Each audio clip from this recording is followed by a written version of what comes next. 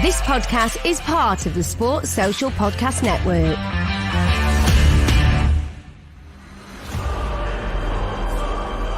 The champion, welcome, Danny Batten.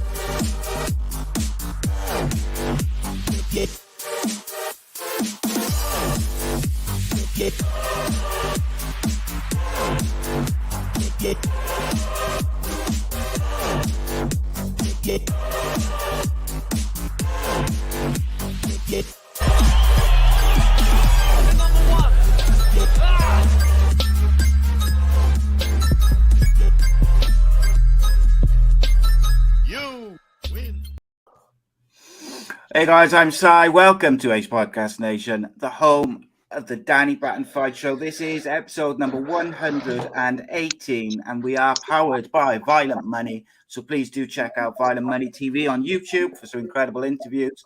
Also check out the Violent Money products in store at violentmoney.co.uk. And of course, you can get 20% off if you use the code ACE20. They've got some great products on there and training apparel, particularly for all you fighters and gym freaks. But as always, I like to make mention of the Violent Money Academy as well. It's the first smart gym in the UK, so please do check out that. And we will have a virtual tour of that coming soon. I'm just waiting for them to send it to me, but I know Corey's going to send it to me soon, and we'll have some other fun and good stuff coming from them as well, and maybe some collaborations and some interesting content also. But there's so much to talk about this evening. We've got UFC 278 from last night, which was very uneventful. Not a lot happened. Some rubbish fights. It won't take long to talk about that. We got Ben Doughty joining us, our resident boxing pundit, to talk about Triple G's fight from last night, as well as the latest boxing news. And of course, we've got another name from combat sports to have a chat to. So I'm really looking forward to that. We're live on Facebook and YouTube, as always. If you do prefer your podcast in audio form, then you can get the Danny Batten Fight Show, as well as all the other different series and content produced by A.C.E Podcast Nation through the Sports Social Podcast Network. So do check them out. Tell them we sent you. And away we go. Yeah, check them out. But joining me as ever, he is a former Cage Warriors world champion, a UK MMA legend. It is Mr. Daniel Batten. How are you, mate? Yes, Si and listeners, I'm doing good. Can't wait to start reviewing that UFC, some really close contested bouts, and of course we've treated with boxing as well. I can't wait to get Ben Doherty's take on that and listen to his review of how he saw things went down. I thought it was quite an interesting boxing match myself. Yeah, it was good. It was just a night of good fights. And of course, we have another top guest for this week. I'm delighted to welcome. You've seen her in Cage Warriors Academy Wales, sorry. And of course, she's a part of Shaw MMA. And how are you, Miss Stephanie Evans? How are you? Good, thank you. Thank you for having me. Not at all. Looking forward to it. Could have done without you just like posting out our link to all your followers, but I know. It's a good start, wasn't it? Let me know how many people are interested. No, it was all right. It was good. You're not the first person to do it. So let's say, here's what it is. So we're going to talk a lot about you, Steph, for the next 30 minutes or so before we switch to sort of a more general MMA, which would be nice for us. Maybe not for you. I don't know. It depends on yourself, I suppose. Tell us first, take us back right to the start. Tell us a little bit about you, where you grew up, your upbringing, all that sort of stuff. Where did it all begin for Stephanie Evans? Well, I've lived in like Port Talbot my whole life, so it's quite a small town. We Ooh. definitely and my friend. Can I interrupt you really quickly? I'm really sorry. Very unprofessional. I need you to settle something for me. Is Port Talbot? Is it more Cardiff than Swansea in terms of where it is? Swansea, more Swansea. Okay. Yeah, Right. I'm about 40 minutes from Cardiff and probably 15 minutes from Swansea. So. Now you are. See, my wife, she was born up there, and she's an avid Cardiff City fan. But I always tell her that she's a Jack, and she argues till she's black and blue that it's Port Talbot is Cardiff. There we go. Thank you. Well, I don't know. It's a bit of a mixed bag, I think, around here. I'm not much of a football fan myself, though. Yeah, you just settled a big argument. It's been going on about 15 years now, so I win. Right. Anyway, sorry to interrupt you. Yeah, no, it's okay. So yeah, my friend Glenn always says that Port Talbot punches above his weight, and that is definitely true. And there's like a lot of good fighters that have come out of Talbot, and just like famous people in general for such a small little steel town. Like, so you've got obviously Joshua John at the moment, doing really, really well on the boxing scene, and hopefully, I'm gonna fly the flag for the MMA side. Yeah. So yeah, I've grown up in Port Talbot my whole life. I was always never very sporty, always very academic. I tried really hard at sports, though. I'm not like naturally athletic. I suppose I'm not very naturally gifted, I don't think. I just try really hard. So I started playing rugby when I was about 14. I think like I'm a sort of a broader girl. I'm quite tall as well. I'm like 5'9", so I fitted into a second row quite nicely. So yeah, I played rugby for the Ospreys, under 18s, and then into the senior squad. Yeah, and I wanted to do something to sort of up my rugby game when I got to about 22, 23, and so I started Brazilian Jiu-Jitsu. And I just sort of decided I liked that more. I fell in love with it, and yeah, I started from there. I started in Nails Fight Centre in Carmarthen, not far from us. So there's quite like a few good fighters that have come after there. You've got Kell Cox, Richard Frango Williams. Like there's some good fighters that have come from there. So yeah, I started there. Was there for about 3 or 4 years, and then just before COVID hit, I moved down to Shaw Mixed Martial Arts. I think I needed more training partners that were my size as well. So I went down there, and it's just been absolutely amazing. The team down there are fantastic.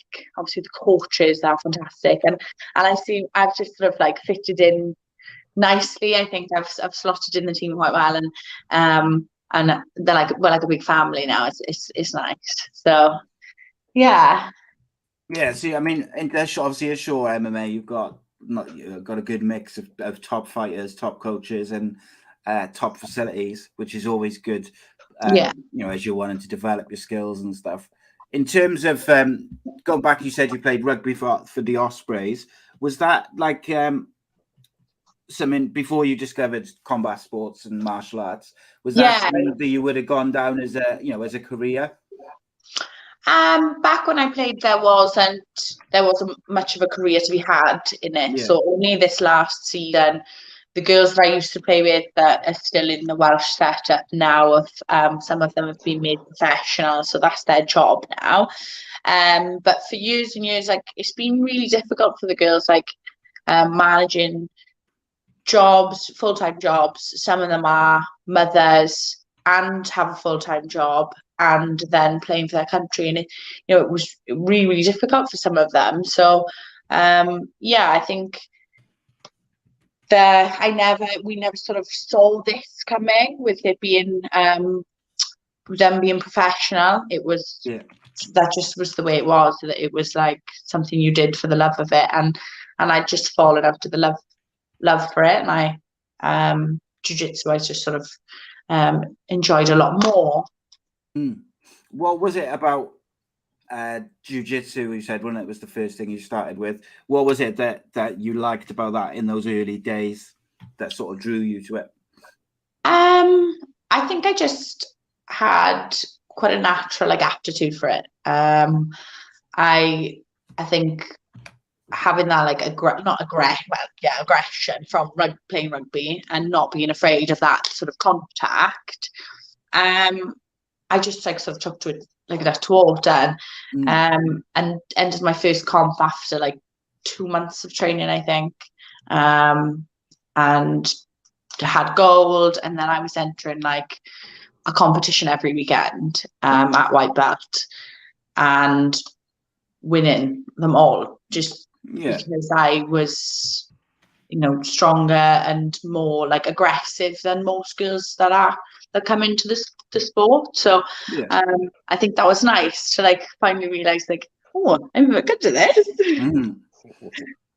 So how old were you, if you don't mind me asking, when you started your journey with martial arts and stuff like that then? 23, I think. 23, 24, yeah. It's quite late, really, isn't it? I mean, a lot of the a lot of the fighters that we speak to, the coaches that we speak to, ex-fighters, it's they usually get into it in their teens and stuff like that. But obviously, you've said you've got you weren't particularly gifted when it came to athletic things. You were more academic, so you've kind of found that a bit later than maybe whatever is the norm, I guess. What was your best at school in terms of your academic side of things? Maths. Ah, right. So you're a proper mathematician, is it? I might have to set you some questions later, see how good you are. Yeah, so, I actually went on to do a maths degree in uni, so I was doing a maths degree, and then I did a PGCE. So I was a maths teacher in a comprehensive school for a little bit, but it just wasn't for me. So I left there in 2018 and joined the fire service instead. So I'm a full-time firefighter now, just on the side. Amazing. Do you know what? Right, I got so much respect for comprehensive teachers because I got 3 teenage boys, and mine are pretty good, really. But teenagers generally are quite horrible. And I can't think of anything worse than trying to control 30 of them and get them to listen to you and stuff. And they don't want to do maths. That's the other thing. Or something with no. Maths was no teenagers want to sit in a maths lesson, really. Brutal. Cool. Danny, like I just said, obviously Steph's come into it slightly later than maybe what would be considered the average or normal for fighters. You normally hear of them coming in a bit younger, but I think in some ways that could be an advantage, couldn't it? Because you're a bit more mature and you're going to pick up things you're able to in lessons and things like that, and coaching, particularly in the earlier days. Do you think so?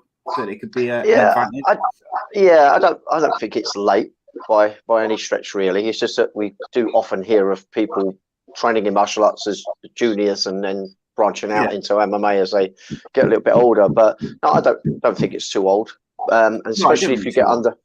No, not too old, but I don't think it's old by any stretch for this reason, really. I mean, if you get under a top camp such as Steph is, you've got all this coaching and all these other great athletes that are achieving to give you all their game. And I think as long as you're smart and you've got an able body, I think it's easy to pick up on all their experience, basically. So, the only thing that you have to gain is experience, and you've got to do that by competing. And from what Steph's saying, she's doing the right thing by just jumping into grappling tournaments. Although it's different from MMA, it does get you used to dealing with yourself regards nerves and fear and general being competitive. So yeah, no, I know what you're saying, Si. Look, you know, sometimes when you come in, it could be the right sort of time, as in like you've got perhaps more of a mature mind and you'll take to it and take it more seriously from the get-go. You know, that could definitely be the case as well. But no, I think there's plenty of time to achieve. Steph, what would you say is like your favorite part of MMA in terms of like which discipline do you get the most out of in terms of enjoyment? I think it's obviously started off as jiu-jitsu, and that was my favorite thing because there's always something to learn. But I think recently wrestling is my new favorite love. Like it's so hard, and there's so much to know, and I am so I won't say I'm so bad at it, but compared to the boys in the gym, I'm so bad at it. And I love that. I love the grind of a wrestling session. You know, we go in and we do we warm up, and then we'll do sort of 4 9-minute rounds in a group of 3, and the loser stays in, and it is hard. And I love that about it. That's sort of my favorite sort of session. When you want to cry a little bit on the way home in the car. And I often do it. You can ask Brett. Brutal. And I think obviously like you've got like you just mentioned there, you've got like Brett Johns, you've got Jack Shaw, you've got Oban, you've got Richard Shaw, but then you've also got the incredible coaches and stuff up at Shaw MMA. It's a lot of good world-class minds to kind of learn from and pick their brains in terms of if you've got questions and stuff like that. What's it like to learn from those types of people? You know, it's great. It's invaluable. Like the coaching that's there is just another level.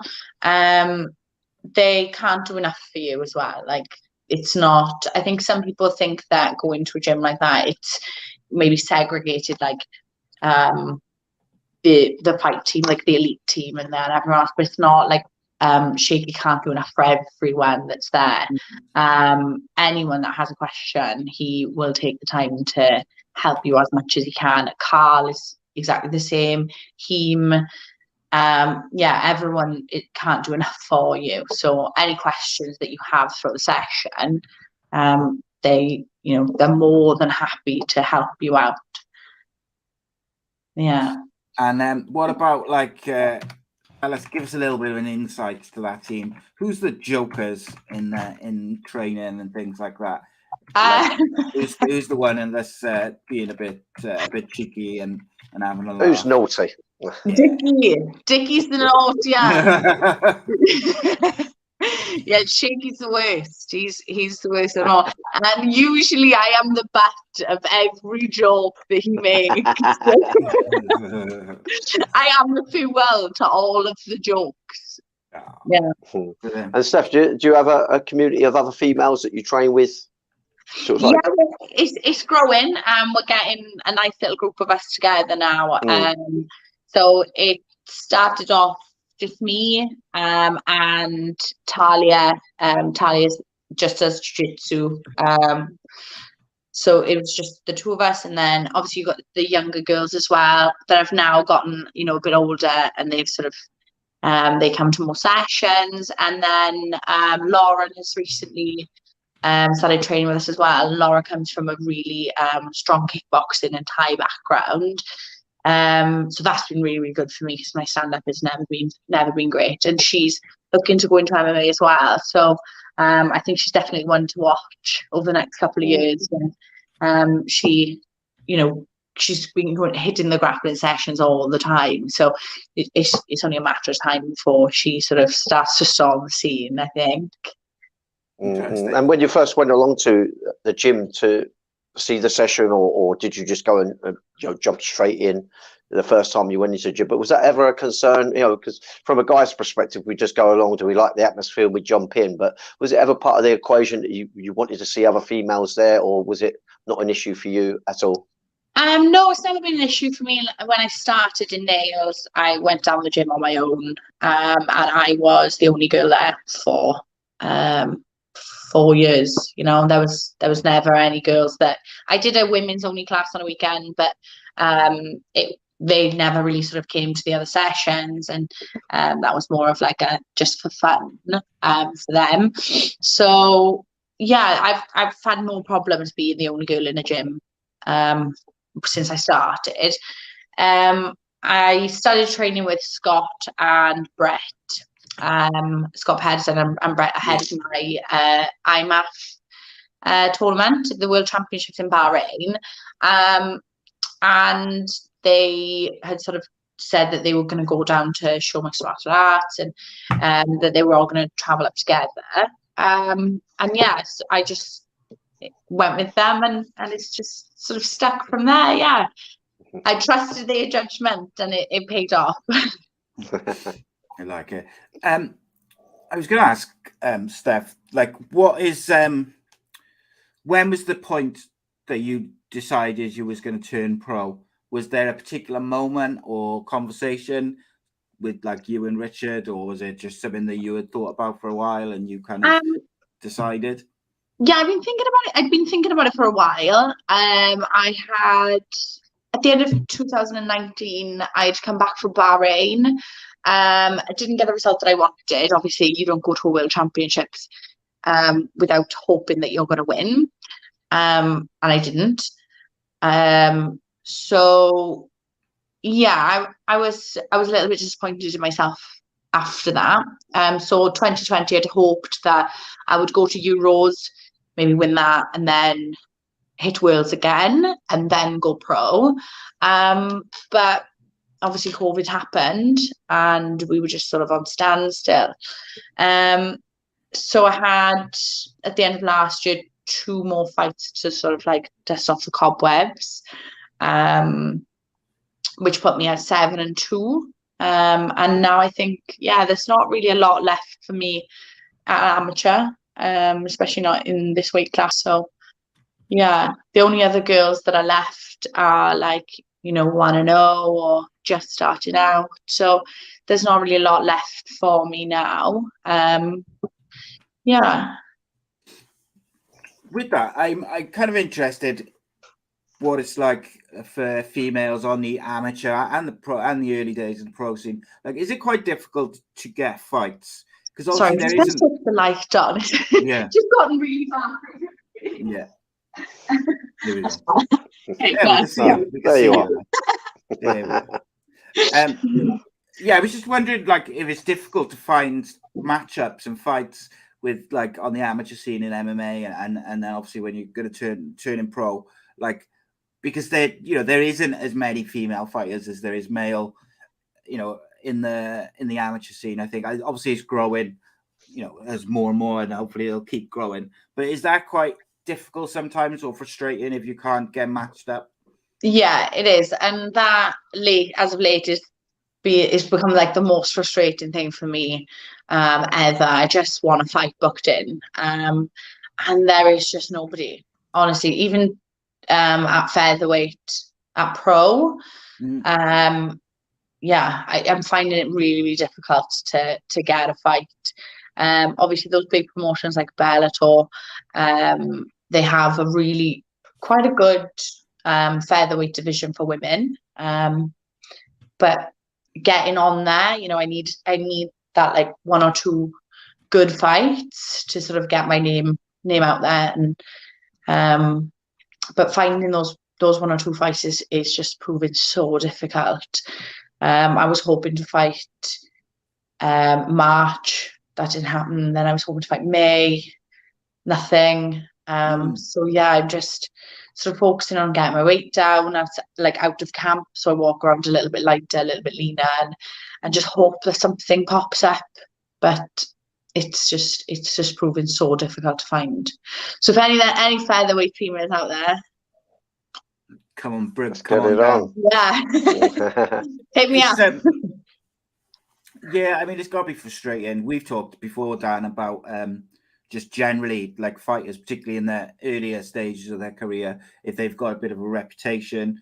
I think we talked about actually Jack was finding it difficult sometimes to get matched up in Cage Warriors because people didn't want to fight him, didn't want to lose their undefeated things or whatever. And even Ben Ellis, when I had him in the studio with me, he said like he got to a point when he turned pro where he actually wanted to probably stay amateur for a little bit longer, but he couldn't get fights. No one would fight him. He was undefeated. He was finishing people quite quickly.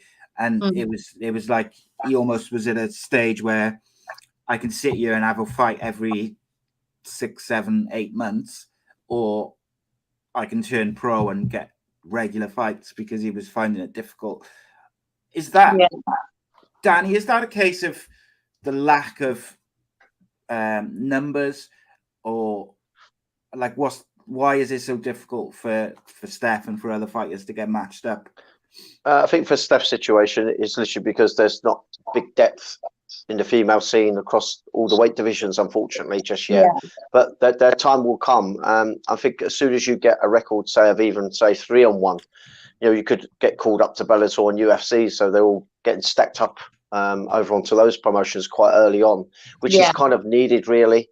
But female MMA will take off. It just takes a little time to build up momentum. But the time will come. But yeah, I understand your frustration. We've got female fighters, and it isn't straightforward getting matchups. Sometimes we've had to have Hayley fight out of a weight just to get fights as an amateur. It's not been too bad since going pro, though. There must be more lighter weight females about, because we managed to get a few fights in quick succession. I think frustrating for you. Flyweight, even sort of bantamweight. I think bantamweight is a little sparse, but strawweight seems to be a really, really good. Strawweight and flyweight seems to be really good divisions. Like for women, sort of just starting their pro career at the moment, they've sort of all done it at the same time. Girls that I like met throughout IMAFs and things like that, and competitions. That are in those weight classes have all gone pro at the same time, and it's been really good for them. But there's none at my weight at all. It must be difficult. But I think for other people that you was mentioning about I think sometimes I think if you come from what becomes a real recognised gym, and you're also boasting a good record with fast victories, I think in the amateur scene, people do shy away from wanting to face you. Something that we found on an amateur circuit. Obesity has become, known as one of the better gyms out there, one of the bigger, more successful gyms, and that comes with some difficulties in getting some matchups. So it can be a little bit frustrating on the amateur scene. What you do get on the amateurs as well, you get a lot of clubs still that had, say, a karate background that still do karate, but they also have an MMA side to it as well. And, they don't succeed on so much of the pro scene. They're more amateur orientated clubs. And I can understand that they don't want to face up to, Sure MMA and BSC and London Shoot Fighters are such renowned clubs. So that can be difficult in trying to get your amateurs matched up there. I think when you go pro, though, although you're obviously trying to pick your fights to manage your career in the best way possible, I think there's less excuses not to take fights. I mean, when you're in Cage Warriors anyway, Ian Dean's such a good matchmaker. You kind of like just deal with whoever gets put forward to you and take the fight. He's very, very good at his job. But the amateur scene is very, very different. It's a different entity altogether. I think even at pro, like Cage Warriors now haven't had like a professional women's bout on there since. They've been slow on the uptake. I think like Molly and Corey, and that Corey was the last one, wasn't she? And that was, like 4 years ago. They've not had a women's bout on Cage Warriors since then, and it's I think it is sort of maybe hopefully time for that to happen again, but just finding a match to get on there is quite difficult, I think. I know they've been having a few female fights on the various academy cards and stuff like that, because I know Kate, what's her name, Kate Bassick, who I spoke with recently because I'm trying to get her on a show and down in the studio as well, because she's a very highly rated fighter, and I think she was due to have a fight on the most recent Cage Warriors Southeast card, I think it is. I might be wrong with the and a fighter got pulled like the week off for whatever reason. I forget what the reason was, and I think that's an issue, isn't it? Is like when you finally do get a fight, and then a fighter pulls out the week of. There isn't a backup for us, no. Yeah. Like, men, there's a lot of option to have like that last minute, stand-in, but for us, it's just not a thing. Cage Warriors Southeast is really good for getting women on there, though. I fought on Cage Warriors Southeast up for a bantamweight title. Okay. I don't think I'd ever see bantamweight ever again. But yeah, I fought Ivana Siric on there for a bantamweight title. Yeah, that was a good fight.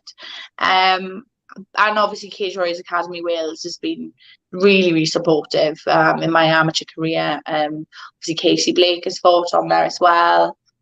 So the amateur shows are really good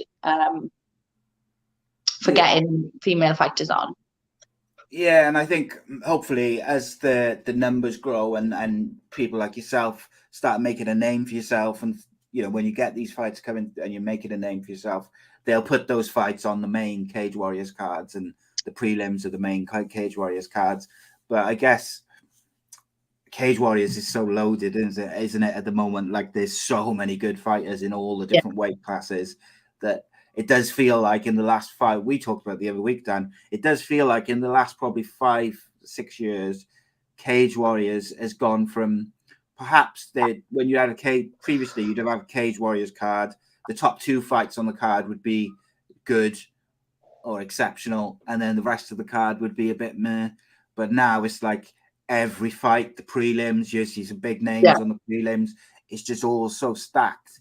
And I guess unless you run like a trilogy card where you've got 3 days worth, it's difficult to fit everyone in. But me and Danny talked, I think it was actually last Sunday, about the UFC going back to having 2 or 3 female fights on the cards, because quite often the female fights are the most entertaining to watch anyway, certainly within the UFC, because they just go hell for leather and toe to toe.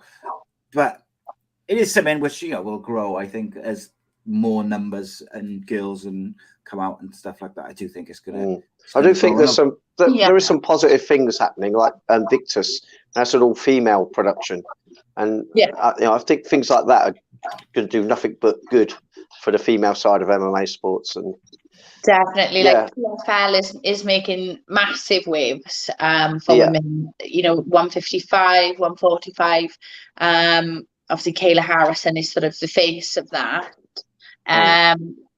That is something that I would sort of hope maybe to do. They're doing like similar to a contender series. Where you sort of fight for a contract. They're doing that now at the moment. So I think maybe after 1 or 2 fights, that would maybe be something that I would look to do. Where's Invictus based? What kind? Is it based in America? Yeah, it is American, isn't it? They don't have any fights over here at all. But yeah, Invictus, another one that's massive. Aries now. Is it Aries or Ares in France? Aries, I know. Yeah, I saw that. So they are signing women like the Clappers at the moment. Seems to be sort of the lighter girls, but they are signing a lot of women. So there are doors opening and options there. I just sort of need that like first pro fight to get me on the ladder, Yeah, I was going to ask you, actually, that was going to be one of my next questions, was in terms of trying to find that matchup for yourself, if you're having trouble finding it locally or in the UK, could you go and, look to France or somewhere in Europe where there may be some other, female athletes that you could match up against? Is that an option? Yeah. I think obviously with the team that we've that we've got in show mixed martial arts, Richard's sort of happy for me to look elsewhere. I think we've looked into Belfast. We've got Cage Legacy. They've put on some good female fights as well. So, and then obviously France as well. But I think just getting that first one is just proving quite difficult.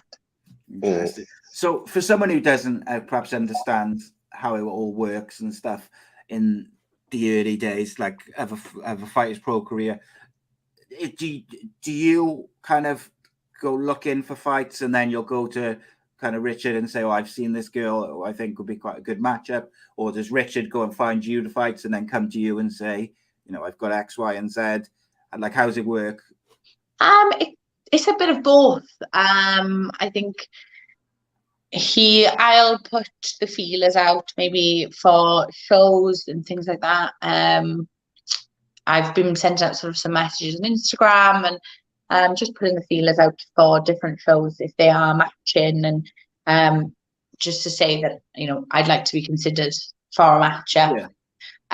And then, you know, if there's any girls that sort of arise on the scene, I'll maybe tell Dickie about them, and hopefully like he can pass that on then to Cage Warriors and maybe get a matchup on there, or, you know, maybe it's sort of a bit of all of those, an accumulation of all of those things, I think. I don't think it works quite that way with the boys, because it's a lot easier. It's just like, I suppose, you know, for Josh, I'd imagine it would just be like Dickie saying to Ian Dean, "We want to put Josh on the next card." They find him a fight, he's got a fight. But I think it's just not that. It's not that simple for women. There's just, the pool is so small. It just takes a little bit longer time and quite a bit more effort on my part and on Richard's part, just to find somebody. Yeah. Yeah. You So it's a mentioned bit of a team effort. yeah, that's it, isn't it? Teamwork makes the dream work, as they say. Yeah. Like, for Gaz in the chat has just said, I love that when he goes more Welshy when he speaks to the Welsh girls and guys on the show. I didn't do it on purpose. It's just it's kind of you just kind of snap into the normal accent. Where are you from? I'm from Cardiff. So yeah, I try and like, particularly if I was speaking to people from America, I try to enunciate a bit clearer and just slow down a little bit, because sometimes I'll be speaking to someone from over in the States and I'll like say something really I think is crystal clear and obvious, and they'll just be kind of looking at me as if to say, "I have no idea what you just said, what you're on about." So I try and slow down a little bit. I got to slow down. Danny's I have to say, you know, being with you two on here, I'm having to have subtitles put up at the minute. That's a nightmare. I did find that out. So went to train out in Team Alpha Male. I've been out there twice for sort of like 6 or 8 weeks at a time, and they could not understand a word I said at all. Well, do you know what? Funny, like before Corey flew back to America last week, she came down to the studio and we filmed the show and had a chat and stuff. And as I was talking to her for like an hour, I just sat by her talking to her, and like her accent changed about 3 times It's during mad, the conversation. So she was like, one minute she'd be kind of just with a little bit of a twinge of Welsh. Then it was like a proper like Gloucester type Bristolian accent, and then all of a sudden she sounded like American Canadian. It was like, I pointed it out as well. But that was nice. Yeah. That your Team Alpha Male mention brings me nicely to give a little plug to that. On Tuesday evening, I'll be dropping a show, my story with Corey McKenna. So she joined me in the studio. She tells her story from start to present day. It was only a couple of days after UFC London, so that was quite raw for her. But especially after I told her how critical Danny was of her, she was not happy. So no, no, I'm joking. But no, that is a really good episode. We had a good laugh and really enjoyed it. So that's out on Tuesday. So please do check that out. It's on YouTube and all the usual podcasting platforms. My phone's gonna die. Yeah, that's the StreamYard. Battery. Back to my phone. Steph, did you watch UFC last night? Yeah, I did. It was, well, I didn't watch it last night, but I have caught up this morning on some fights, not all of them, but some. Yeah. Did you enjoy it? Yeah, I did. Yeah, it was a good show. Obviously, trained out in Team Alpha Male with Michael Mallett. Yeah, highly rated. Yeah, so watched his fight this morning. Absolutely amazing. And obviously Joey, the boxing coach there, his family's going through a lot at the moment, so that was really nice to see him do a shout out. And I think Dana has donated lots of money to the fund. So that was nice. So the Mike, his name, isn't it, the fighter? Yeah. He had said he was going to donate half his win purse to his coaches. I think his daughter's got cancer, I think it was. Yeah. Or something like that. And basically in the post-fight interview with Dana White said, he doesn't need to do that. I'll cover it and donate some in himself, which Dana White, to be fair to him, has been doling out the money recently. Since UFC London, it's like he's got a new lease of life. He's just handing out extra money all the time. He because he gave Gilbert Burns his win bonus from last night because his performance was so good. But look, it is an awesome thing, because I thought Mike was I thought that was a really impressive, mature performance by him. Yeah, it was. He looks really exciting for the future, I got to say. Yeah. Fascinating. What did you make of the hype train that is Kamza Chimayev? Yeah, the hype hasn't come from nowhere, has it? No. He is very, very good. Me and Jack were talking about this last night, and I did have my money on Gilbert Burns. So speaking of having your money on, I had my money on Aljamain Sterling at 7-2. So there we go. Nice little bit of pocket money.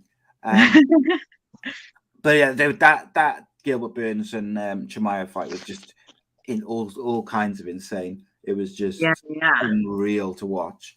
And I think they're the fights which you enjoy. And I think, like Dana White said afterwards, Chimayev's had 5 fights in the UFC. I'm not sure how many he had outside of the UFC. I'm sure he had a couple, but 5 fights in the UFC and then go and beat the number 2 ranked in the world is quite insane. Yeah, he's obviously the hype hasn't come from nowhere, has it? It's he's backed it up. Yeah, and I think the other thing, Danny, with Chimayev, I think the good thing about last night is if he had knocked out Gilbert Burns in a minute or something, you don't learn anything. No. Whereas from having a full 3 rounds, you learn a lot. You saw that, because Darren Till's been saying, hasn't he? He just doesn't get tired. He just keeps going and going and going and going and going and going. And you saw that, Gilbert Burns started to look a bit tired towards the end of that final round. And Chimayev just looked like he was going to, he's got that kind of languid style about him. So sometimes he can look like he's getting a bit tired, but actually he's not. He's just the way he kind of carries himself. How impressive, Danny, was that performance by Chimayev against someone of Gilbert Burns' level? Yeah, I mean, to be fighting the rank number 2 and pull off a victory after such little fights is amazing. It really is. But I think there was times that he was feeling the pace. I remember he doesn't have a lot of experience. There were times that his form started to fall into question at times. There were some punches that he was throwing out those no longer straight, they were sort of arcing down. We had tension in his shoulders where he had doubts on whether those shots were going to be landing. But he did do an extreme good job. I think the real thing that other fighters have to think about is that sort of performance and that sort of fight where he's got 3 rounds against someone of that level under his belt is only going to make him even better. And that's the worrying aspect to it. I think he did show some vulnerabilities. He did get knocked down. He did look tired, I felt. His wrestling wasn't as dominant as perhaps people were perhaps expecting it to be.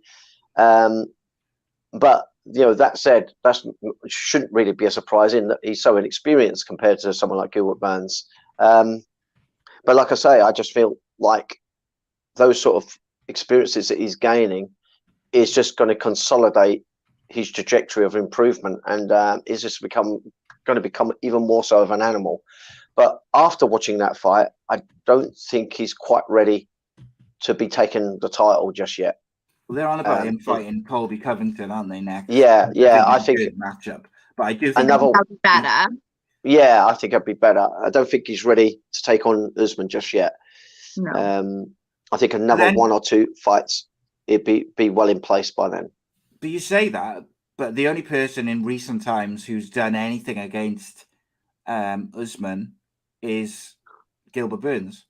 He came very close to beating him. So, I mean, from that side of it, I get what you're saying. I accept what you're saying as well. I agree with it.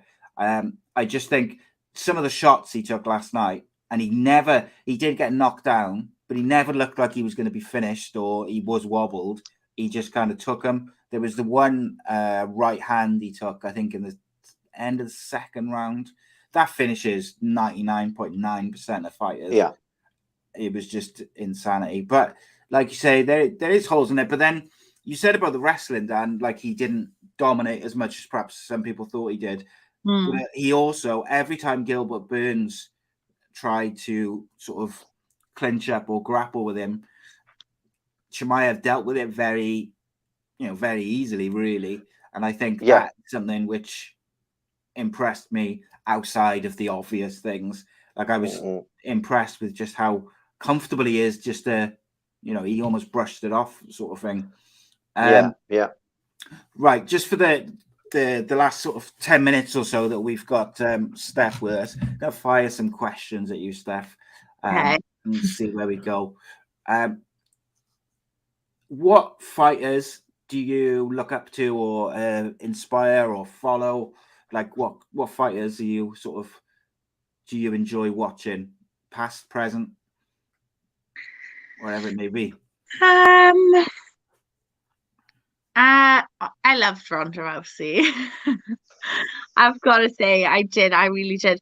I loved it, like her Changed the attitude. game for women. She did. She changed the game for she women. really did. And she was, on that big hype train just as I was starting jiu-jitsu, and I was like, that's what I want to do. I want to be that. She was amazing, and it is cliche, isn't it? But yeah, I do love her. And when she was up there, she was, worlds above everyone else. I just think sometimes people catch up with you, and if you don't like constantly develop, people catch up with you so quick in this game. So her, I liked like classic Anderson Silva, like OG Anderson Silva. And at the moment, I think I just keep like a little eye on people that I would want to fight. Okay. Over the next sort of couple of years. Is there one lightweight in any company in the world who is like your kind of featherweight? Sorry. Who's your dream opponent if you could pick anyone now? Probably Liam McCourt. That'd be a fight. That's a good one. I like that. Yeah. That's I think I've got my eyes firmly set on that one, I think. Battle of the Celts. There we go. Right to yeah. in terms of, do you watch a lot of like MMA? Do you like? We get a lot of fighters. Some fighters will watch everything. Some will only watch their sort of weight or their division in that company. Some don't watch any. Like Paddy said, he doesn't watch anything other than maybe his upcoming opponents and stuff. Like, what are you? Yeah, I'm not a huge watcher, I'll be honest. I like watching highlights. Yeah. And if it's someone that I know, I've trained with, or competed with, been on the same show as, and chatted to, I'll keep an eye and always support them. So if it's somebody I know, yeah. And if it's somebody that I want to fight, yeah. So my sort of weight class, I'll keep an eye on, and yeah, just to support the boys, I think. Other than that, I don't really like watching that much. Yeah, it's right. Nothing says you have to, is it? Like at the end of the day. What are you watching on Netflix at the moment?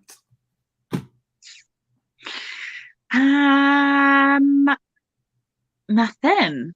I don't have a lot of time to watch telly. So I obviously I train like 50 miles away. So it's 50, yeah, it's 50 miles there, 50 miles back. So it ends up being like an hour 15. By the time we get home and have food, I'm just gonna go to bed. Yeah, yeah. I don't really have time to watch like a whole lot. I have bought so I've recently bought a camper van. So awesome.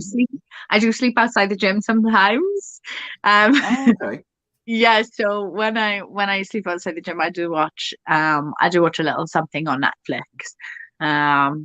But usually it's like I'll rewatch a season of Pretty Little Liars. My wife is on series 5 of that. She's been watching it. She's ill at the moment, so she's been just watching it constantly. She's watched like 4 seasons of it.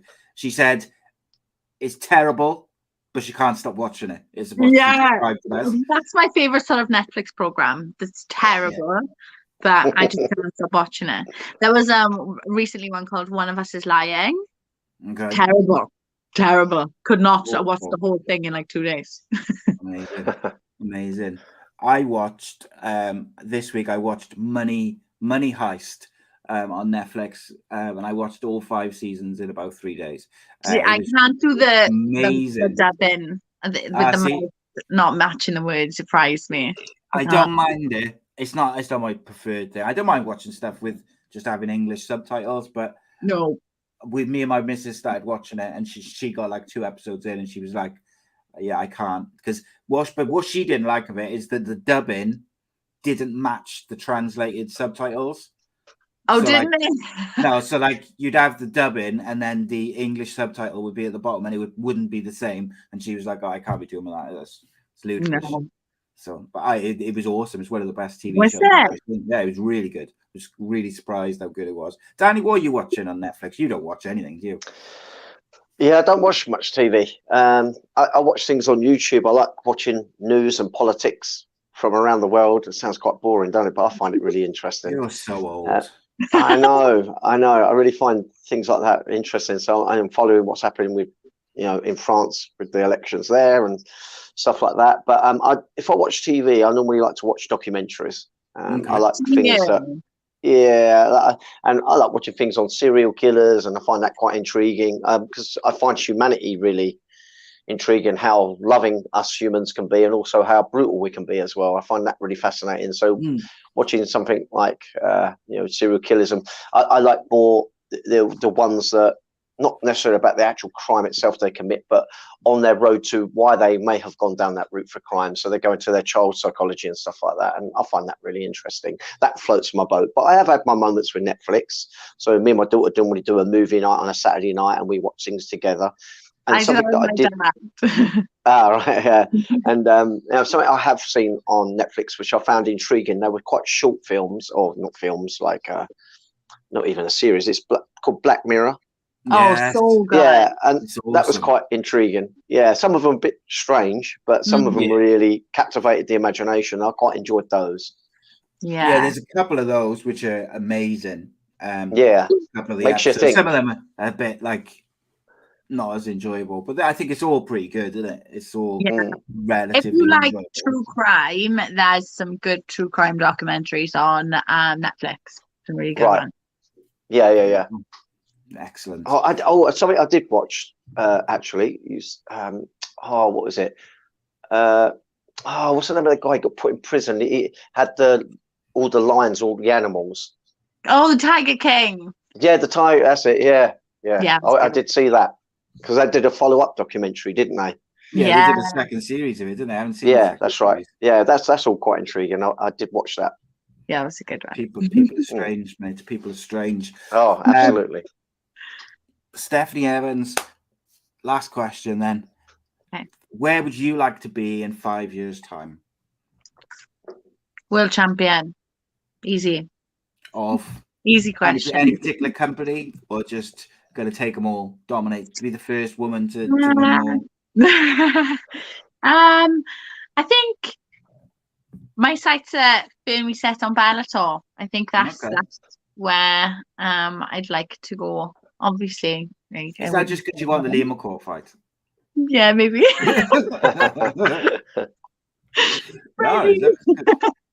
They've done some good things with their women, particularly their European women in the last couple of years.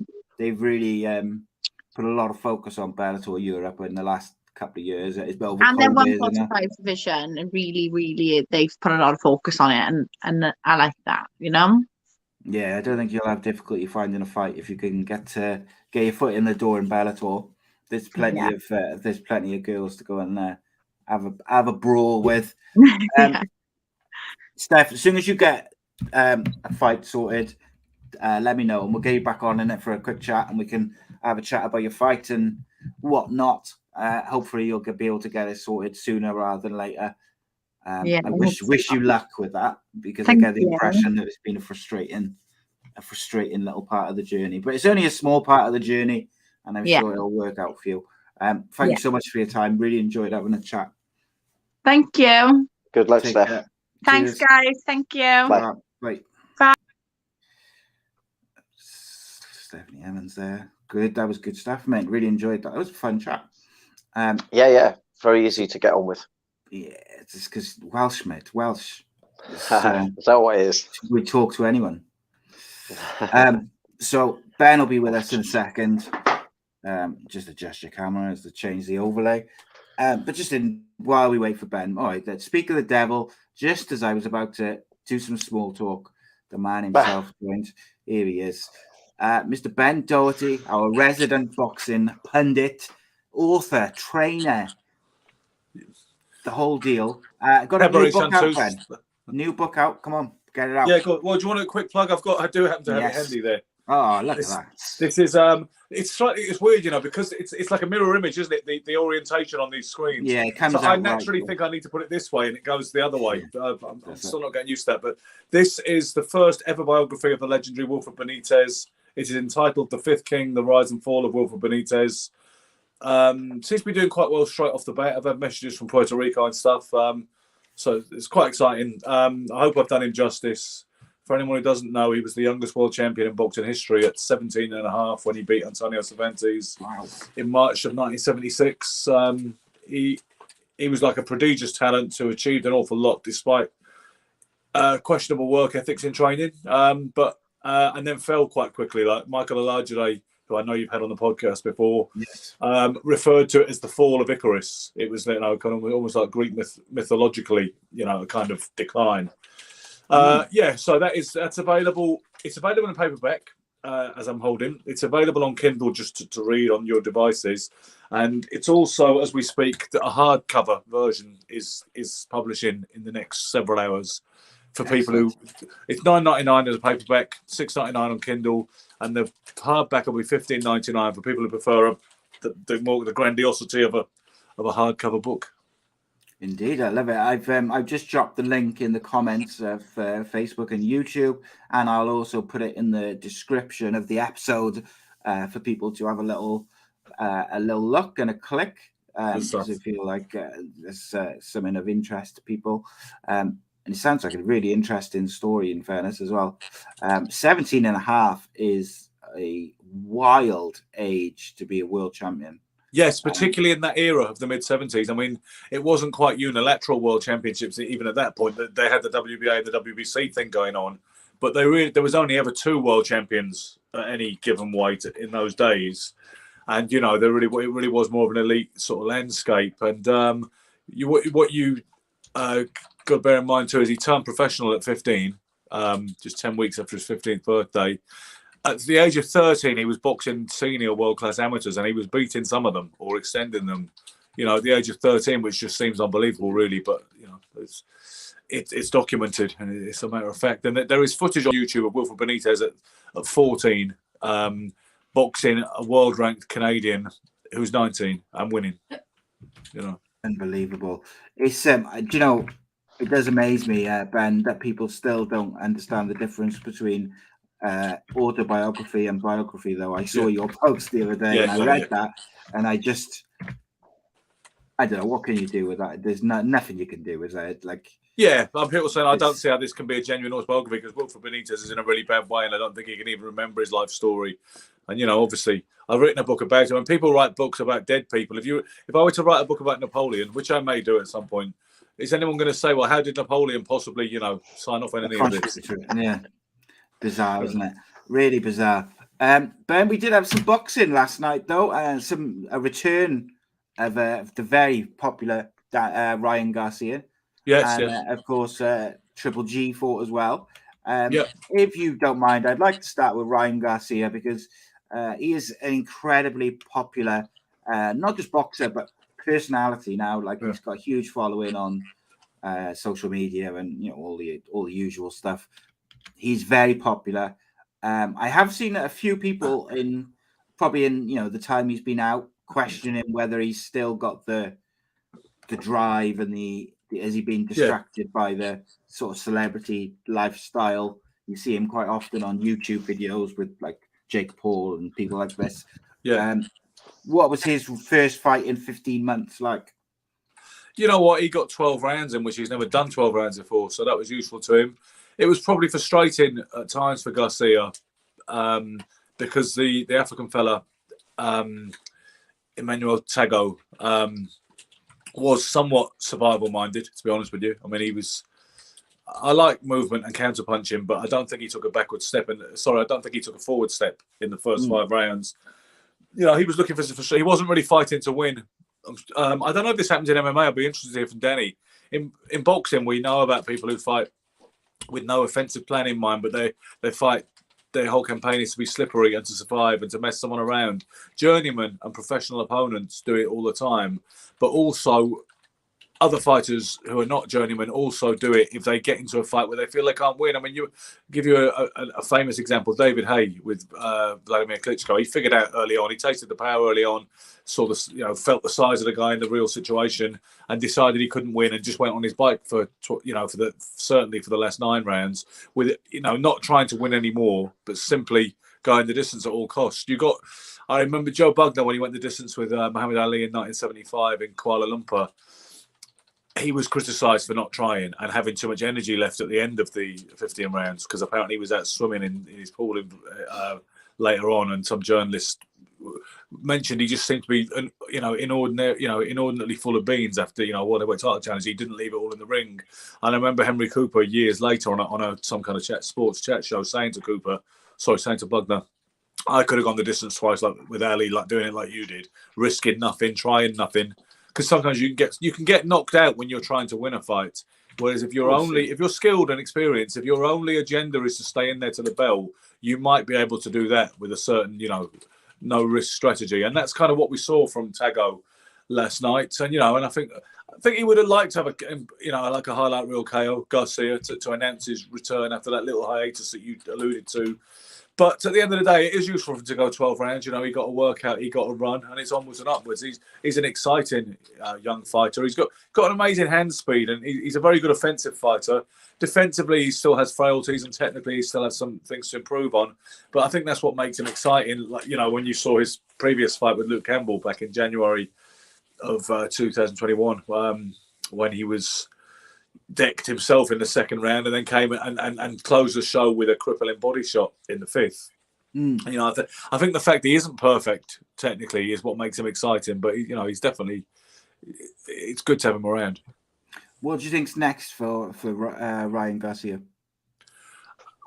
Well, he didn't say anything because after the fight he said, I used to be big on the call-outs, but I've decided to leave things to my management and my team. And he also said, I don't want to tease boxing fans by putting things out there that if we don't know, we can make them. He says, I don't want to do that to you guys, the audience, the fans. So it's hard for me to say, to be honest with you at this stage. I mean, it would be good. You know, I mean, I think what we want to see is the top fights in the division, right? We know that Kambosis will fight Devin Haney soon, which is a great fight, and that is for the genuine lightweight championship of the world. There isn't really any contest to that that's worth taking seriously. Underneath that, you're going to have what I would say the contenders, whatever sanctioning body recognition some of them may have at whatever weight. You know, Gervonta Davis, who's a massive talent, a dangerous fighter. You know, Lomachenko, obviously still very much there and looking to become a world champion again. So I'd like to see all these guys face off. You know, Haney, Kambosis, Lomachenko, Garcia, and Tank Davis, and also Teofimo Lopez, if he doesn't decide to step up to 140 pounds, which he may do, is obviously still a very live dog in that division too. So I think a lot of people have said over the past couple of years that the lightweight class is probably the most exciting if they can put the fights together. So I'd just like to see Ryan Garcia have a couple more fights until he's ready for that situation where he's in like an elite world class fight. There's like the names you just mentioned in that division. There's some real fascinating fights within that division. And look, we've talked about it many times about boxers avoiding each other until they're past their peak, etc., etc. We've had that conversation, but like if those guys don't avoid each other, we could be in for a special a year or two in terms of the fights, and they're all fighting each other. It's that's how careers and legacies are defined. I mean, I understand that you've got to look at the bottom line and the money and all that, the risk reward that's important. But that is how you make history, and that's how you make a legacy. By guys fighting each other. Obviously, the most famous example in the colour television era is the Hagler Leonard Duran Hearns scenario. That kind of quadrant that produced all that number of great fights. They fought 9 times off the top of my head. There were 9 fights between the 4 of them. And, and it was era defining. They made millions and millions of dollars. And they created a period in boxing history that will never be forgotten. And I think the lightweights, we do have other 4 king type scenarios in boxing, and we've had them over the years. But what the modern industry has lacked is the ability to deliver those fights for whatever reason. Because if to be honest with you, if Marvin Hagler, Thomas Hearns, Roberto Duran, and Sugar Ray Leonard were around today, I can only assume they'd have been kept apart for various reasons as stumbling blocks. I don't think them as individuals would have overruled the industry forces. Because that just, you are in the era you're in, and you're kind of at the mercy of that era to a degree and what happens. I know people can make decisions, and some people blame Floyd Mayweather for it. They say that he kind of set that blueprint more about risk reward and that kind of micromanagement of a career, which some people say we've seen with Canelo, and other fighters. So it seems reasonable to assume if Hagler, Leonard Hearns, and Duran were around today, they wouldn't have fought as many times as they did, and they wouldn't have all fought each other. There would have been some gaps in that particular jigsaw, and consequently, if that hadn't happened, they wouldn't be as great and as fondly remembered as they are today, would they? No, absolutely not. Another big fight last night, which I know, Danny, you watched this one, I think, as well, didn't you? I watched highlights of it. I didn't watch every single bit of it. Yeah. So we had Triple G for Murata to unify the middleweight division. Yeah, we didn't unify it entirely. And see, this is the misconception. He had the WBF title, and he won the WBA title. There's still other titles knocking about, like the WBC title, the WBO middleweight title. And that's what, again, they call you the unified. Unified in my era that I grew up in used to mean you were it, undisputed. them all. It was the same thing. Now it just means, well, I've unified 2 belts. I think it's important to make the distinction. But yeah, he picked up another belt, so now he has half of it. He has half of the 4 credible sanctioned and body belts after yesterday. Yeah. So yeah, in my eyes, if you unify them, you have all the belts, don't you? No, well, he didn't do that. He hasn't done that No, yet. There's still right. belts knocking around. Okay. You probably win one of them if you play your cards right in the next 6 months. Yeah. There we go. But what was his performance like? You know what? And technically speaking, in England, it was in the afternoon. It was kind of cool because I was on my way to a white collar show where I was refereeing yesterday in Ilford, and I was going on the train and I was watching the Golovkin fight because I got DAZN on the phone as I made my way over there. And Golovkin, he looks to the writing is on the wall for Golovkin, I think, and it's not rocket science. He's 40 years old. I mean, no doubt he's a clean liver and he's a phenomenal fighter and a phenomenal athlete. And he looked fantastic on the scales. Absolutely. He looked about 25, his body on the scales. But that's not, the aesthetic is different to the reality after the wear and tear of a tough elite level career. And don't forget, he had a couple of hundred amateur fights plus as well, and he's 40 years old. So it looked to me, I thought this was going to be the afternoon that the well ran dry because initially he's definitely gotten slower and easier to hit. He was never a defensive wizard, but he's gotten easier to hit. And Morota, who is a strong guy, and his game plan was to come forward and throw punches at Golovkin and be too busy for him and to try and suffocate him with pressure. Even though that's mostly Golovkin's kind of stock in trade traditionally with fighters. And it looked like he was going to pull it off at one point. I mean, after 3 or 4 rounds, I remember thinking if Morata can keep this up, and he seemed to be absorbing Golovkin's shots with not any undue problems, I thought, you know what, Golovkin could fold here. Around about the 10th, 11th, we could see him capitulate.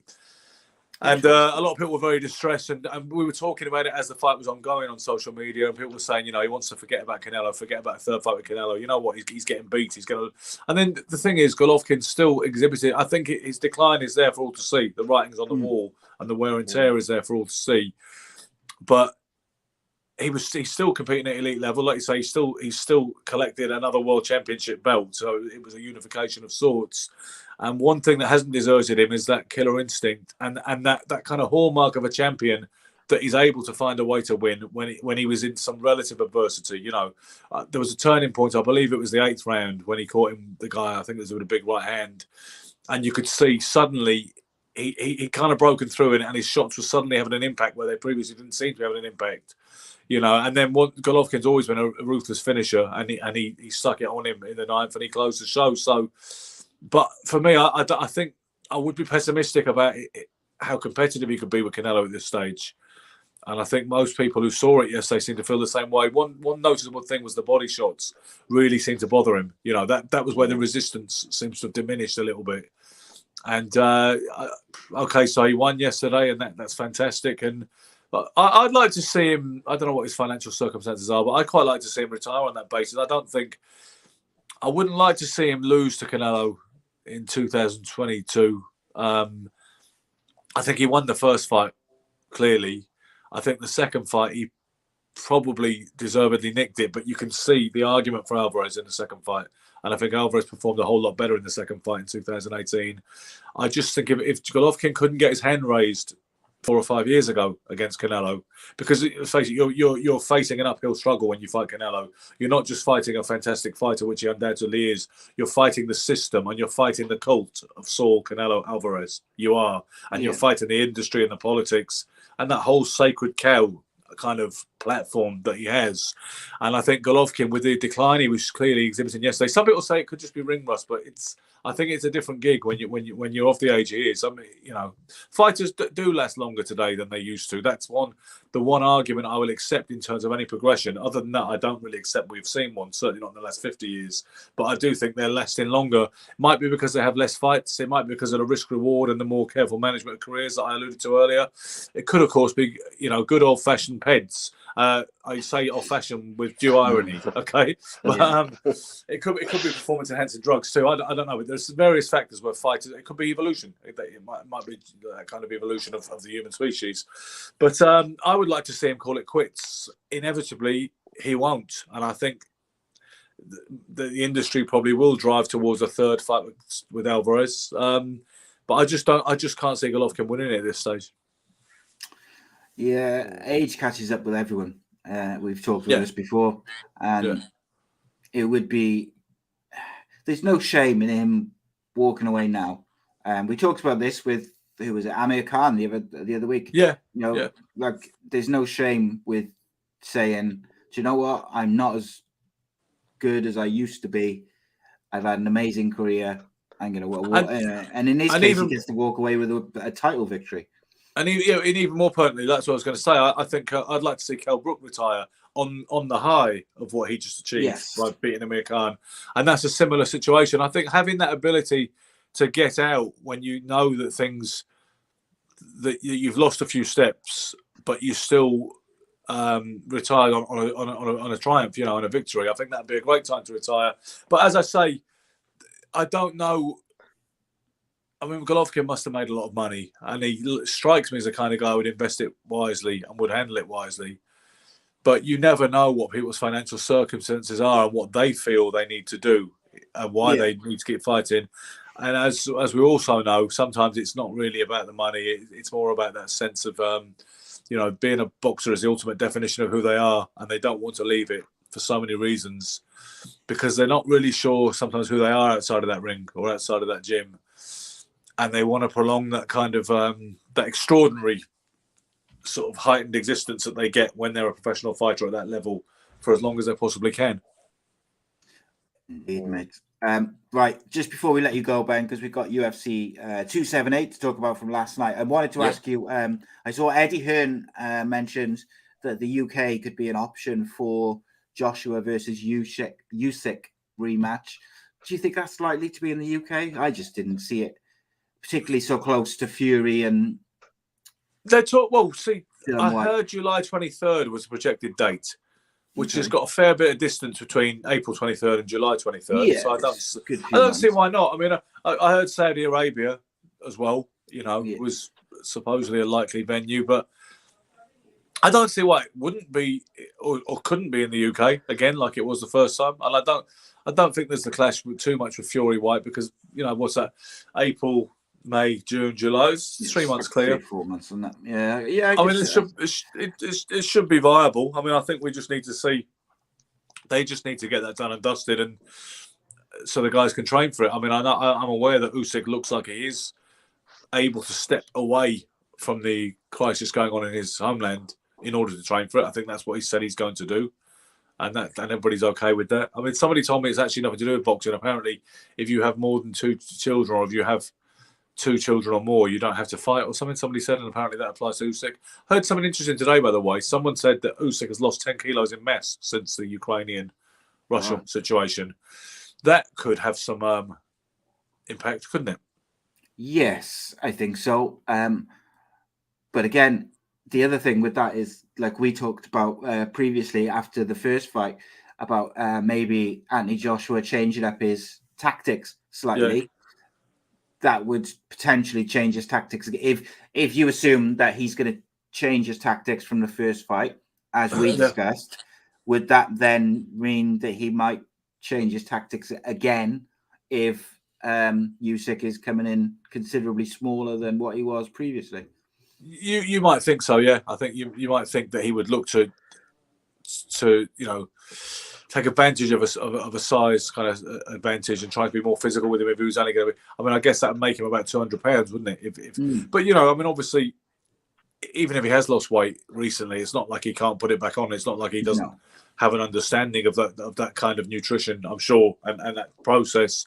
And I'm sure he has good people around him as well, So, but maybe it's a red herring. I just saw someone tagged me out on Twitter and said his wife says he's lost 10 kilos, which.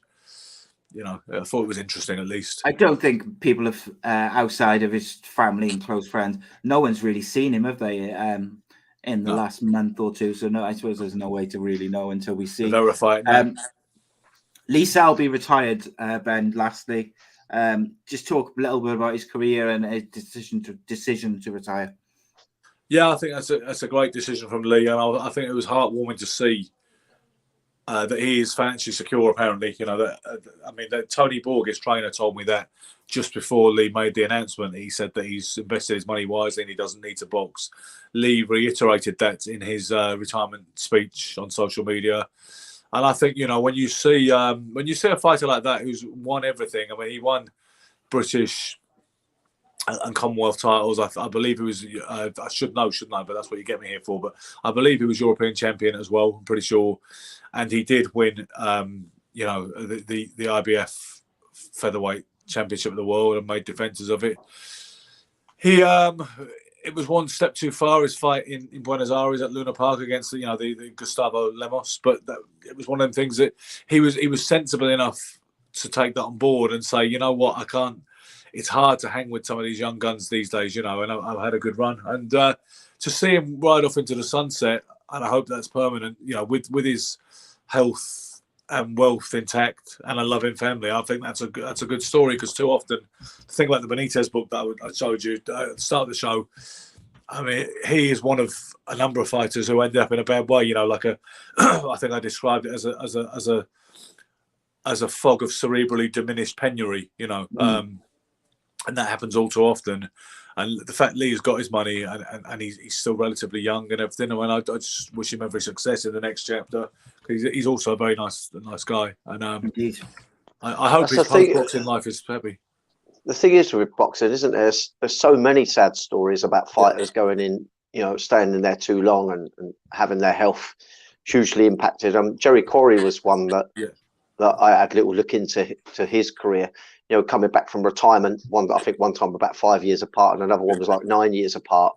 And it was a sad state of affairs, because I think he had neurological issues on one of his comebacks, and still through financial pressures had to make a comeback. His life was hugely shortened, wasn't it? Yeah, and his brother too. Him and his brother both ended up in a nursing home, and they were well out of it. Yeah, I mean, It needs discussing more and needs put into the forefront. I think boxing likes to brush it under the carpet a little bit, because no one likes to look at it too long. No one a bit like staring at the disabled person in the wheelchair in the corner of a room, kind of thing. I think there's something we need to look into that. The thing is, right, there's a friend of mine called Garry Turner who does a lot of studies into neurological issues in boxing and traumatic brain injury. The K1 fighter, Garry Turner. Yeah, you done K1. Yeah. Right. I competed on the jiu-jitsu circuit with him back many years ago. He's an interesting fella, and he's a very passionate guy who does an awful lot of study. He's a bit of a boffin. I don't agree with everything he says, but the thing is, here's what it comes down to in closing, because I know you've got to move on. Garry suggests various safety measures, which I feel would ultimately make boxing about as commercially viable as a prostitute who specialises in hugs. I think we have to accept that there is that kind of, that there is that inherent danger and collateral damage that is going to happen. But no doubt we can address it much better, and not just that, but but the aftercare in general with fighters, and the abilities to help them have every opportunity to have a happy post-boxing life in retirement. Yeah, just an interesting thing to note on the whole thing. I don't always agree with Garry on a lot of subjects, but I know his heart is always in a good place, such as what you're saying that he's researching into. But I think he's all for transgender to be competing. I know he was. Yeah, he said that he's not afraid to swim against the stream, Garry. He said that a few times. Like all the transphobic comments on this post, when I've posted something, not me specifically, but if I give them the bait, they jump on it. And then he'll be like, saying, a lot of transphobia here, a lot of ignorance, Yeah. Indeed. Right, Ben, we'll let you go there, mate, because we got lots to discuss. I'm sure that we will see you very, very soon. Is it next week where we have a big weekend of boxing, or is it, I think it's not quite. You got Conor Ben next week, yeah? Yeah, so we may see you next week, mate. More than likely. If you're free. Take it easy, my friends, and we'll see you soon. Thanks, guys. Cheers, Ben. Always a pleasure. Cheers, Ben. Ben Doughty, what a legend! I love it. Always enjoy it. So we're a little bit stuck for time now, mate. So adjust your camera, get ready to talk. It's time to discuss UFC 273. So we'll go like kind of fight by fight, but we'll keep it very brief for each one. I want to talk about one on the early prelims, which was Alexei Oloniec defeating Jared Vandera. Have you seen that? I haven't seen it though, but it was it his submission again? Yeah, scarf choke. Oh, mate. Do you know, right? The way he finishes him, he's almost like hugging his face into his chest bone, and he just can't breathe. And he's so big and strong that he just can't quite. There's obviously technique involved in what he's doing. I know it's a bit more complex. But for him to pull it off against athletes that are big and strong themselves, and obviously know how to try to at least avoid being submitted in these situations, but he must be incredibly strong as well. Along with any technique takes a certain application of physicality as well and energy, and he just must be incredibly strong. That's the only thing I can put it down to finish people time and time again with his own signature move. I suppose you can only say it's his own signature move because he keeps pulling off these strange smothering orientated submissions. But well done to him to be pulling it off like he keeps on doing. It keeps him relevant, doesn't it? Yeah, absolutely. So then on the prelims, Ian Garry defeated Darian Weeks by unanimous decision. I thought this was a really good fight. I thought this was a good test for Ian Garry. I thought he won it quite comfortably, but I thought Darian Weeks gave him a bit of a test. And yes, he did. I even thought that Ian Garry got a little bit frustrated at one point.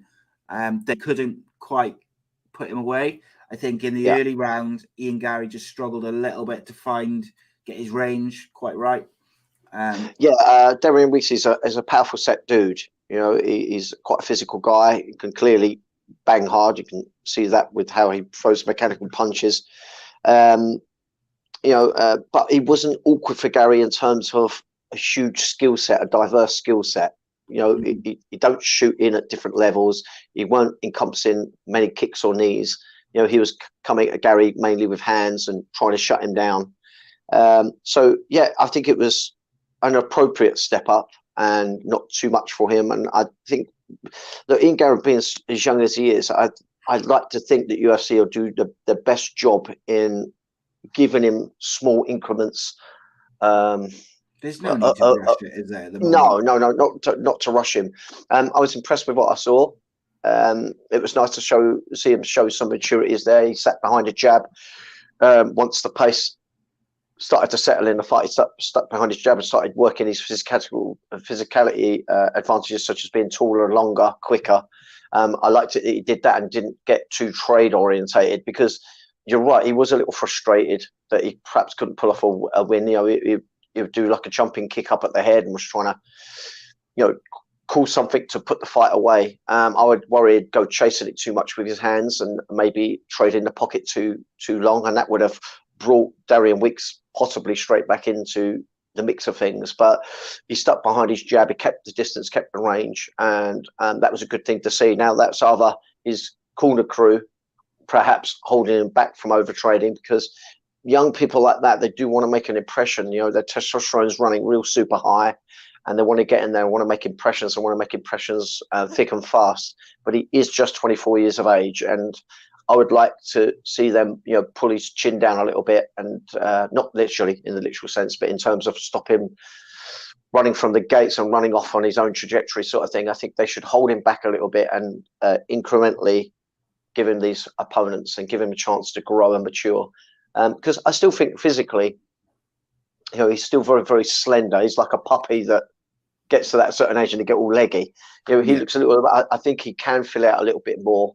There's definitely a future in the kid, without a doubt. He's definitely got something about him, and we'll just keep on watching him and monitoring him and enjoy watching his career unfold. But I would say in the next 3 to 4 years is when he'll start making an impact if he progresses as he's continuing to progress. So all looking good so far. Indeed. Then we had, so I haven't seen this one, so I'll leave you to briefly just discuss it. But we had Mark Madsen defeating Vince Pichel by unanimous decision. Yeah, really good fight. Pichel had some difficulties receiving on a shin kick by Madsen. Madsen could go in with the kicks a little bit more, being that he's such a world-class caliber Olympian wrestler, in fact. But Pichel is a bag of tricks, and it wasn't straight running for Mark Madsen. He had some difficulties in the grappling exchanges, and indeed Pichel was creative on the feet as well. A really close contested bout. It almost could have gone two ways going into that final round, but Madsen ended up securing a takedown and kind of tactically took the fight. He did what he should have done. He listened to his corner. I was quite interested to hear what the cornerman had to say in that last break before going out for that final round. They said, look, just get the takedown. They didn't want him to overtrade or anything. They wanted to get it where his strengths was, and he was able to get it there. It was frustrating for Pichel. Pichel really performed well, largely coming to the twilight years of his career now, but still proving in that fight that, you know, he's up there to compete with these people trying to move up the ranks, and Mark Madsen is really trying to move up the ranks. Not the youngest of guy to be moving up the ranks, but nevertheless he's doing it, and he's doing it really, really well. He looks very, very solid. His striking is much improved. Along with that wrestling credential, he could be a difficult person to beat for anyone. Interesting. Mackenzie Dern defeated Tisha Torres via a split decision. Close fight. Yeah, I loved this fight.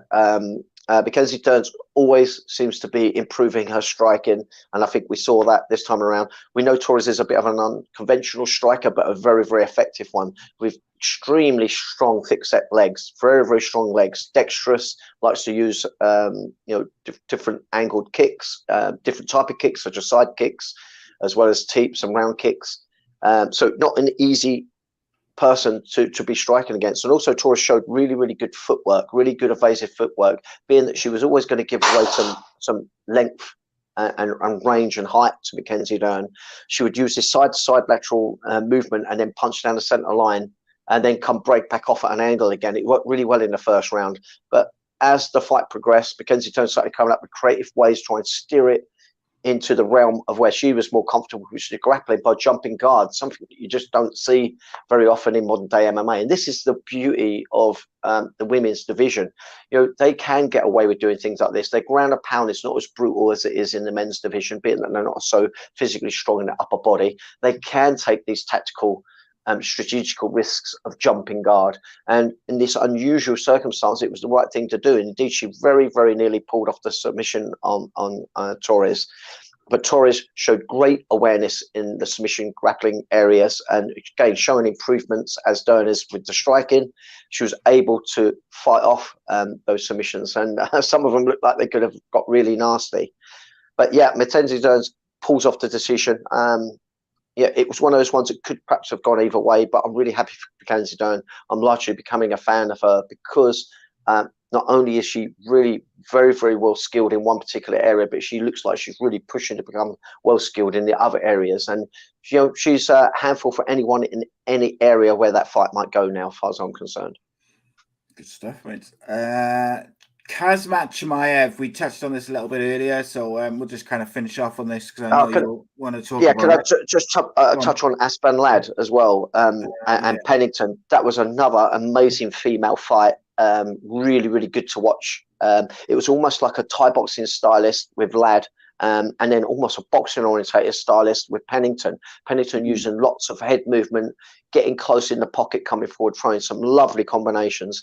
Ladd was standing more tall, perhaps trying to get behind her kicks a little bit more, but had a centralized head and was getting hit early. But she started to put in more head movement in the second and third round, and Ladd looked like she was finding ways to perhaps ruffle the feathers of Pennington. But Pennington, she was just great. She was just on form. I feel a little bit sorry for Aspen Ladd because I think that might be her second loss in a row, or I'm not too sure what. I think she may have lost the last one out. I can't remember off the top of my head, but she's definitely showing some improvements there as well. But Pennington, what a great performance that was. But it's one to watch if people haven't watched it. It's a real banger, a real stand-up fest, a good one to watch. But yeah, Pennington got the decision, so well done to her. Interesting. Chimayev defeated Gilbert Burns via unanimous decision. Gilbert Burns obviously ranked 2 in the division. Chimayev ranked 11 before the fight. Like, where did you see this one and how did you see it? Because I can't help but be impressed by. I was impressed, but like I sort of touched on it anyways. I did feel that there were some things happening within that bout numerous times that showed, he's human. And the thing is, when we're getting caught up on hype, we start to think people are untouchable. He showed that, he has got vulnerabilities there. He is just a walking human with 2 arms, 2 legs, and a head that can all get hit and hurt. But that said, it's still amazing what he's achieving in such small amount of experience. And when we talk about experience, I'm not even talking about just experience in how many fights he's had, but how long, because he's dismantled everyone in such quick succession. He really hasn't had much cage time. And like I touched on before, I feel like this type of fight, this type of experience where he's got 3 solid, really competitive rounds. And when I say competitive, someone is there to win and beat him and not just fall down and get defeated so easily, where there seems to be such an increment of skill. Gilbert Burns had to match him with striking, with his wrestling and grappling. It was closely contested in all areas. But yeah, Kazmat, he's just, incredible, really, really incredible performance. But also, look, hats off to Gilbert Burns. When you're facing someone that's got so much trajectory and so much hype around them, it must make doubts creep in. And I think he did look a little tense at times, Gilbert Burns, and where some of those doubts were like, can I actually do it against this guy? But I think he actually gained in confidence when he started cracking Chimayev with some shots and seated him at one point. I think he began to believe in himself. It was good to see for both of them. Respect and hats off to both. One thing about Gilbert Burns I've always criticised is I feel that his gas tank wasn't all that. But look, Chimayev, as we always keep on hearing about in training, that his cardio is incredible. We just haven't got to see it because no one can last the length of time to see it. Well, we got to see that not only is he fit, but so was Gilbert Burns. Gilbert Burns really put on an incredible performance of work ethic. He really worked every minute of those 3 rounds. And so total respect to him and respects to both, to be honest. Yeah, it was incredible. It was a really thoroughly enjoyable, just incredible fight all around. But you cannot take away from Kamza Chimayev. Like, he just, whoever they've put in front of him, he's just dispatched them. Whether, it was high. Obviously, it was always, when you fight the top 5 in the world, it's rare that you're going to get a one-sided finish in seconds. It is rare. Happens occasionally by fluke, but it's rare. And Chimayev, I thought, yes, you could see some holes maybe in his game or things that he needs to work on, but also you can see that he's got a lot more to offer than what he's already shown. And I think he's going to be a problem for whoever he comes up against. Yes, he is. I think him versus Colby Covington makes all the sense in the world. If Colby Covington tries to wrestle him, I think he could be in trouble. I've got to say that. I do think that is not. I don't know. I don't know. I think they'll largely cancel each other out in the wrestling. They're both absolute cardio machines, so that'll be interesting. I think this will largely be fought out on the feet. And this is the thing that Kamza could lose with, is that his head was very, very central. He didn't show much head movement. He was just showing good awareness of blocking with his arms for the best part, but not always when he was walking forward. Sometimes he walked forwards like he was believing that he was invincible, and he nearly come unstuck. I think if he does that against the level of Covington, you could come unstuck. It'll be an interesting bout, but it's all to play for both of them on that one. It'll be such a hard one to predict a winner. If I was going to be forced to go with one over the other, I'd actually say go for Covington, to be honest. I think he might edge it, but it'd be interesting. I'd love to see it. I think that would be the right move, to be honest. My only thing is with the differences, it's like small margins, isn't it? And I just think that Kamza's shown that it's going to be very difficult to knock him out. And if the difference is going to be on the feet, Covington has shown that he hasn't got a weak chin by any means, but like he has been knocked out.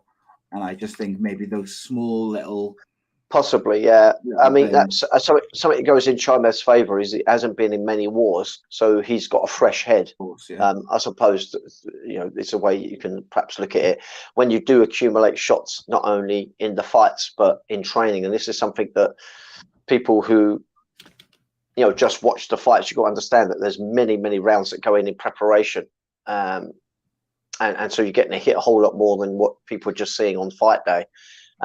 They do accumulate, and Chimaev is someone that's still very fresh in that terms. And I think that's how he was able to take Gilbert Burns' power. I think that's purely how he took it.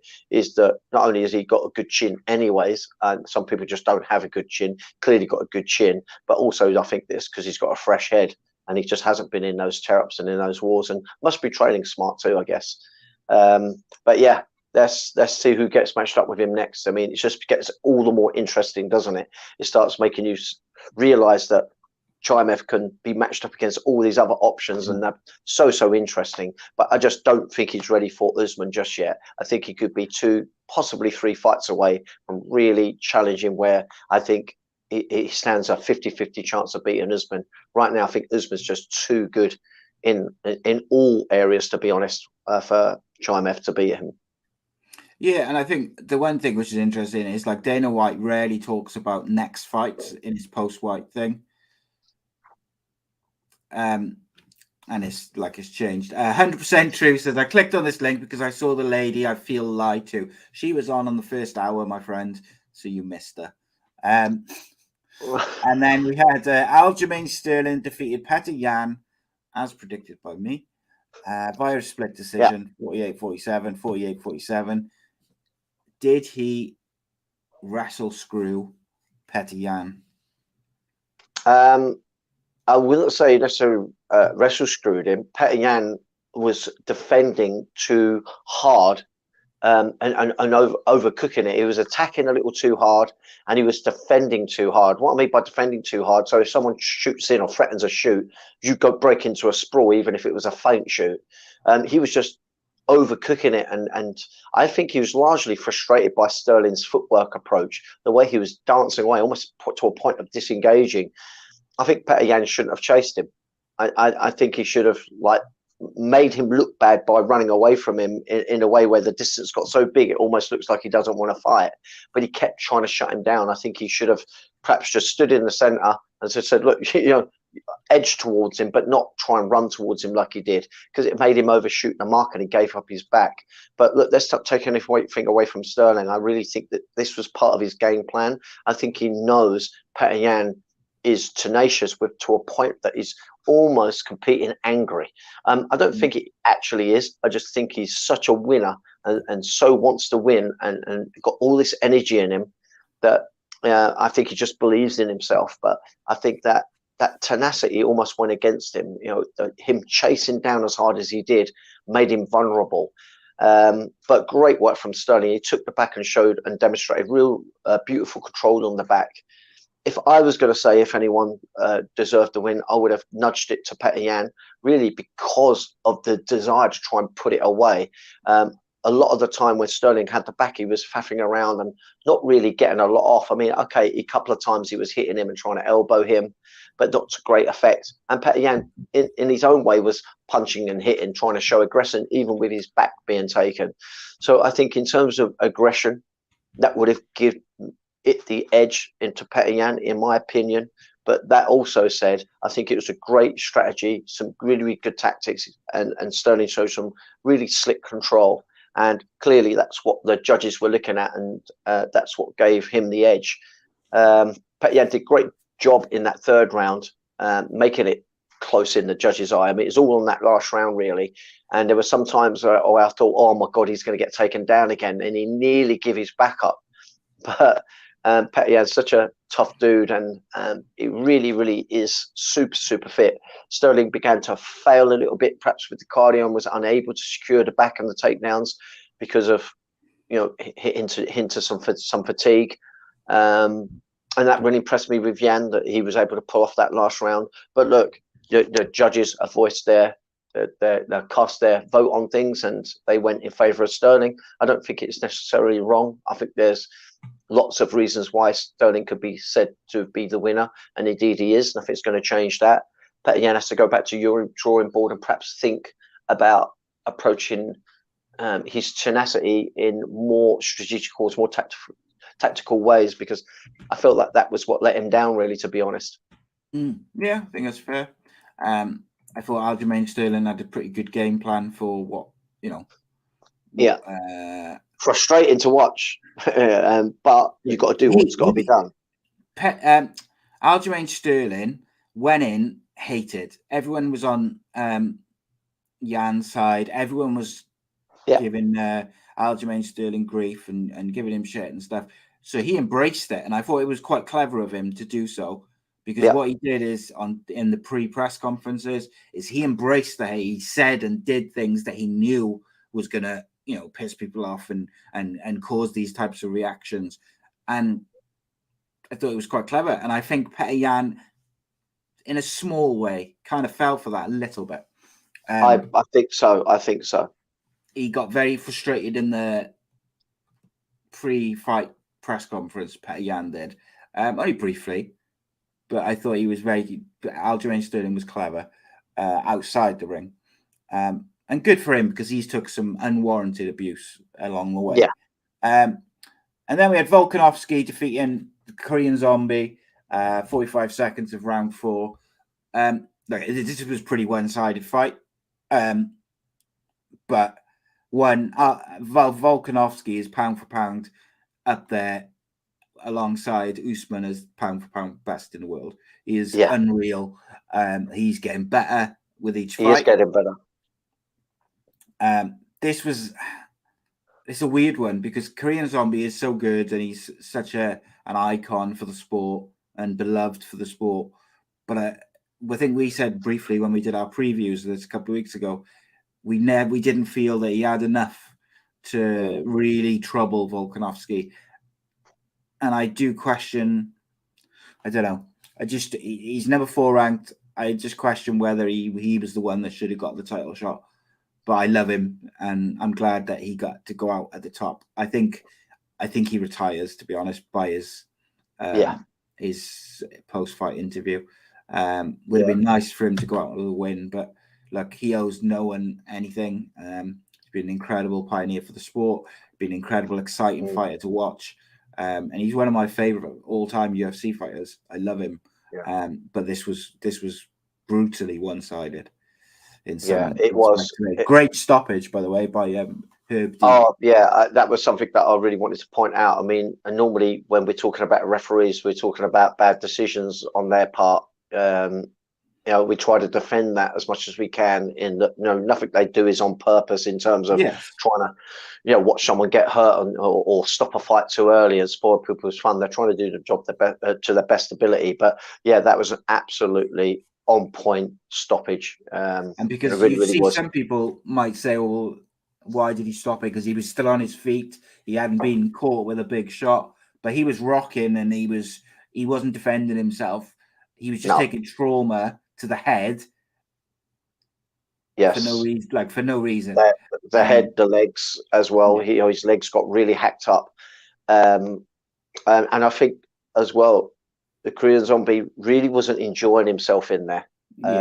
You could almost see in his face that he knew that he was just out of his depth in there. It just wasn't going to plan, and he just couldn't retrieve any kind of rhythm, couldn't get any trajectory off.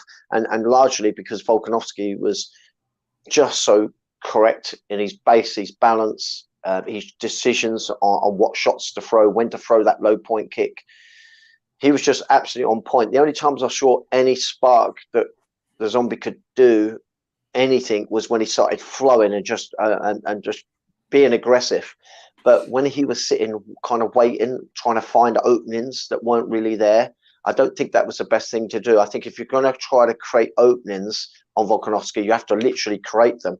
You have to kind of get a bit mucky and get working with him a little bit. But he was almost playing tit for tat with him, and he was just coming off worse. Volkanovski's got a shorter reach, not I don't think his reach is quite a long. I'm sure the Zombie's got a longer reach, but he was just firing at that jab, landing on him time again. And of course, when he was in the pocket, it was just faster in the combos as well. it was just not a comfortable experience watching it. Being that I've been a fan of Zombie over the years, really enjoyed watching him fight, but it wasn't nice to see.